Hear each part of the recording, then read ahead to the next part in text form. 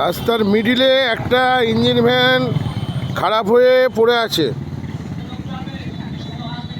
প্রায় ঘন্টাখানেক হবে এইভাবে পড়ে আছে বিপজ্জনকভাবে। যে কোনো মুহূর্তে আরও অ্যাক্সিডেন্ট হতে পারে। এখন মাধ্যমিক পরীক্ষা, আপনারা জানেন পরীক্ষা চলছে। এখন ব্যস্ততম রাস্তা এটা, তারকেশ্বর বর্ধমান রুট নারায়ণপুর স্কুল মোড় বলে পরিচিত। তা সেখানে এইভাবে হয়ে আছে, এত দোকানদার আছে, সবাই আছে, এখনও কেউ কিছু কমপ্লেন করেনি। এত দোকানদার এখানে আছে, আপনারা দেখতে পাচ্ছেন, এত দোকানদার, কেউ কিচ্ছু কমপ্লেন করেনি।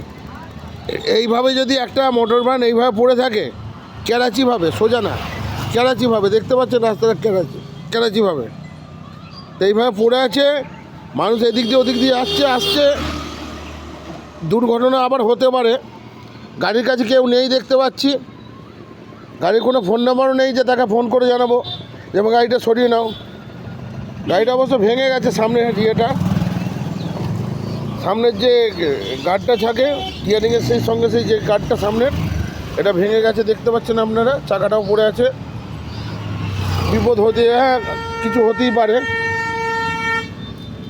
খারাপ হতেই পারে গাড়ি। তা গাড়িটা তো সঙ্গে সঙ্গে সরাবার ব্যবস্থা করতে হবে। এখন কখন মিস্ত্রি আসবে, কি হবে না হবে, হ্যাঁ গাড়িটা এখানে পড়ে আছে।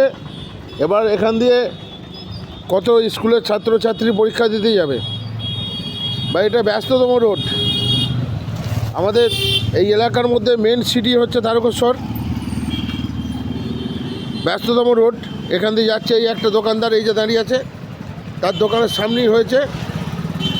কতক্ষণ দাঁড়িয়ে আছে এই গাড়িটা? ঘন্টাখানেক দাঁড়িয়ে আছে। কোনো ব্যবস্থা কেউ নিয়েছে? না, কেউ নেয় না। তাছাড়া দিয়ে গেল, তাকে দেখতে হয়নি। আচ্ছা, ফেলে দিয়ে চলে গেছে, সব ফট করে ফেলে দিয়ে চলে গেছে। এতে করে, এই যে দাদা শুনুন না, আমি বলছি এতে করে কি ক্ষতি হবে? হবে না, পাশ দিয়ে যেতে পারছে না। আজকে মাধ্যমিক মানে এই না ব্যাপার আছে, আমাদের স্কুল মোড়। হ্যাঁ, এতে করে আপনি কি প্রশাসনের দৃষ্টি আকর্ষণ করছেন? বলছি প্রশাসনের দৃষ্টি আকর্ষণ করছেন আপনি? আপনারা করে দিন। ঠিক আছে। আপনার নাম কি দাদা?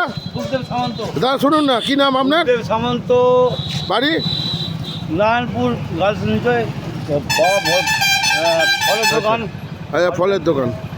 এই দেখতে পাচ্ছেন